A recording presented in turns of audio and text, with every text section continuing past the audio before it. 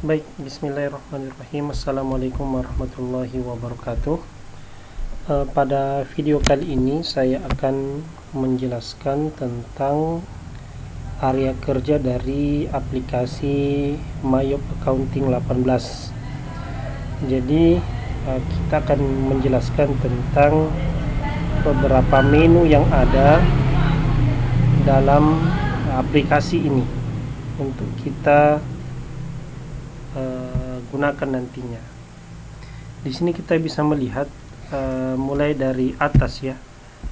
Ini disebut dengan baris menu, yaitu berisi menu-menu yang berfungsi untuk mengakses perintah pada aplikasi Mayop ini yang terdiri dari file, edit, list, command center, setup, reports, windows, dan helps.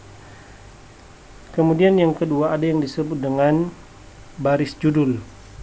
Jadi ini yang disebut dengan baris judul, yaitu baris yang menampilkan nama file yang sedang aktif. Contoh file yang kita buka pada layar ini adalah Mutiara Furniture yang telah kita buat pada video sebelumnya. Kemudian ada yang disebut dengan nama modul dan help.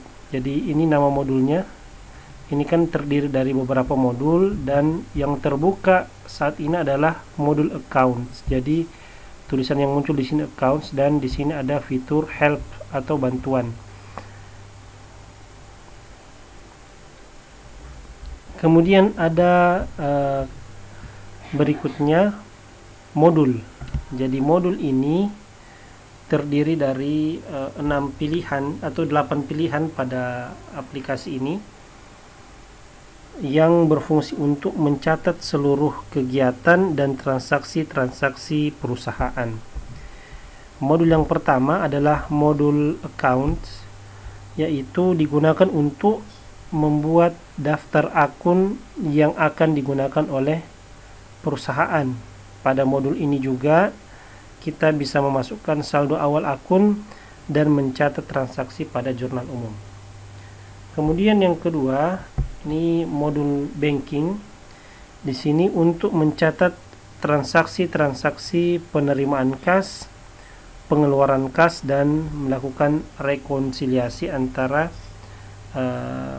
kas yang dipegang dengan rekening koran atau pencatatan kita dengan rekening koran. Kemudian ada modul berikutnya, sales. Ini modul ini mencatat transaksi-transaksi terkait dengan penjualan baik secara tunai maupun kredit. Kemudian juga mencatat penerimaan pembayaran baik itu secara piutang serta mencatat transaksi retur penjualan. Kemudian berikutnya ada namanya time billing. Time billing ini adalah modul yang berisi tentang bagaimana kita bisa melacak waktu ya. Jadi melacak waktu yang dihabiskan oleh karyawan atau pemasok dalam menyelesaikan pekerjaannya terkait dengan klien atau pelanggan. Jadi kita juga melalui modul time billing ini bisa melacak barang-barang yang digunakan dalam aktivitas pekerjaan usaha kita. Kemudian berikutnya purchases. Jadi modul ini itu untuk mencatat transaksi pembelian secara tunai dan kredit. Selanjutnya juga pembayaran hutang dan mencatat retur pembelian. Jadi kalau sales terkait dengan penjualan, kalau purchases terkait dengan pembelian. Kemudian berikutnya ada payroll. Jadi payroll ini itu berkaitan dengan pembayaran gaji ya, pembayaran gaji karyawan atau upah.